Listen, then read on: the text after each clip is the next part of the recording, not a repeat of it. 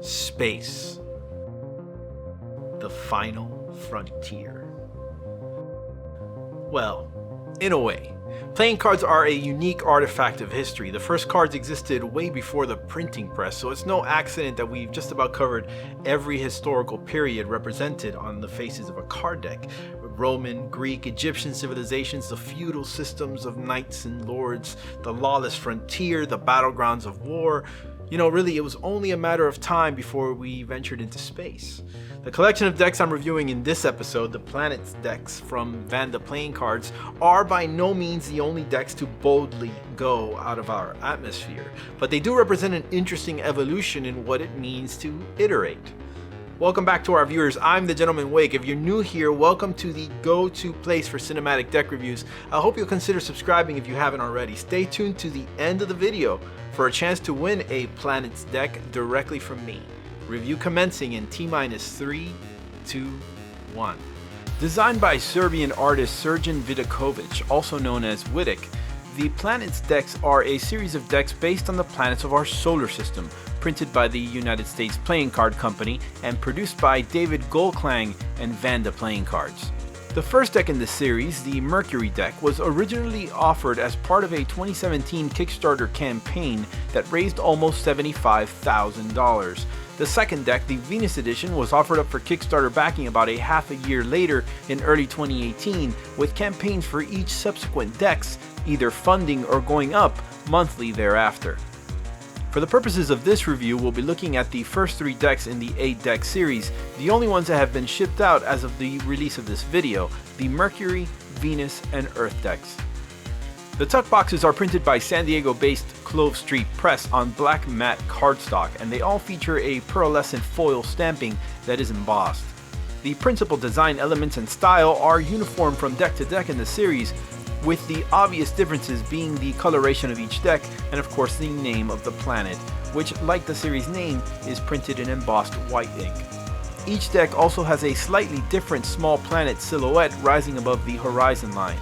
The Mercury deck is copper colored, the Venus deck is fuchsia, and the Earth deck is aquamarine, which makes sense considering our planet is covered in water.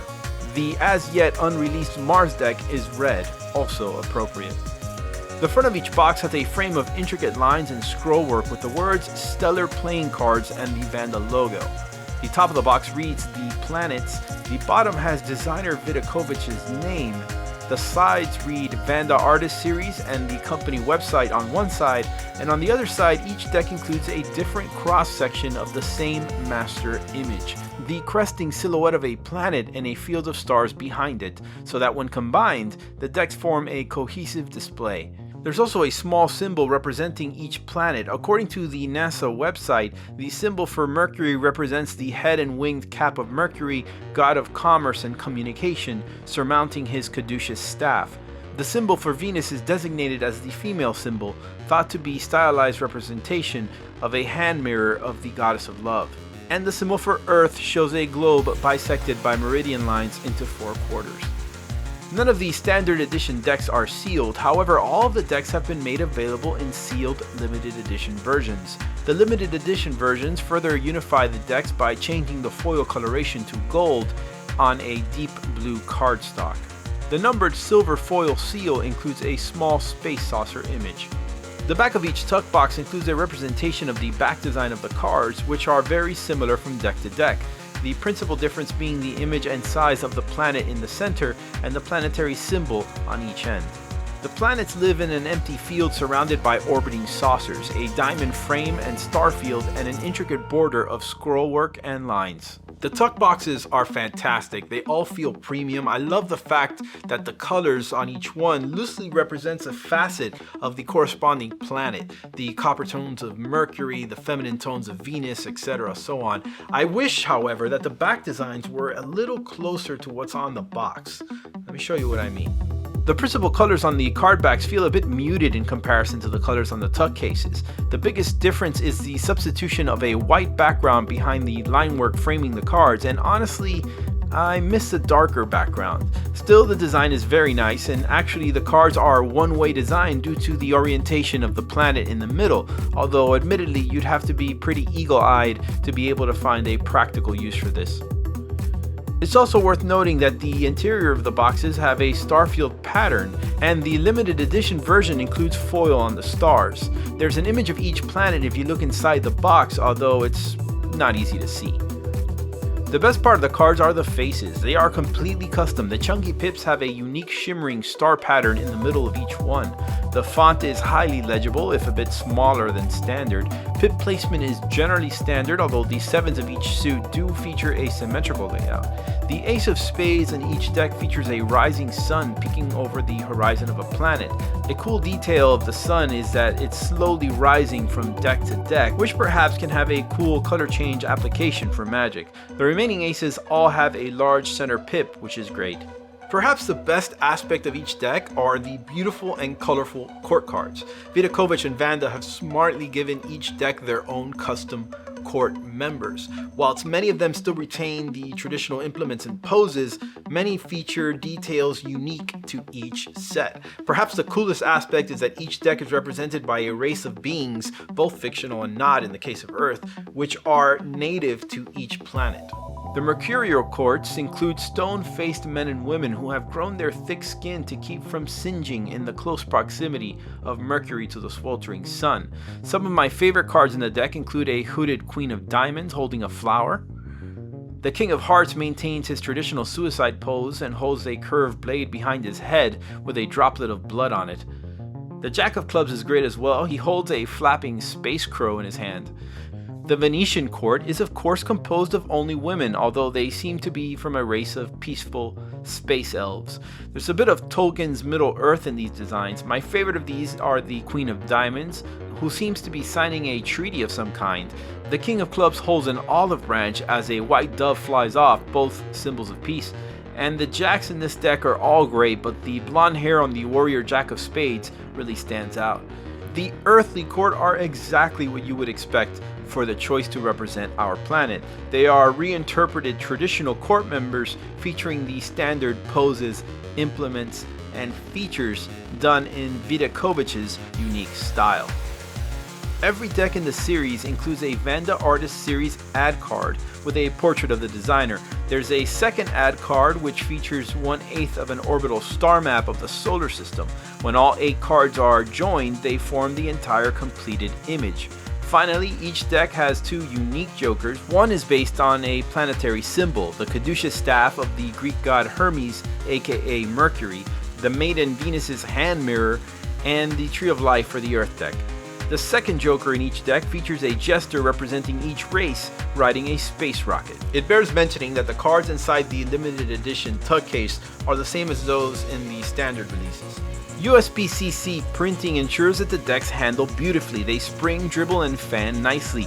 They seem to be traditionally cut crushed stock.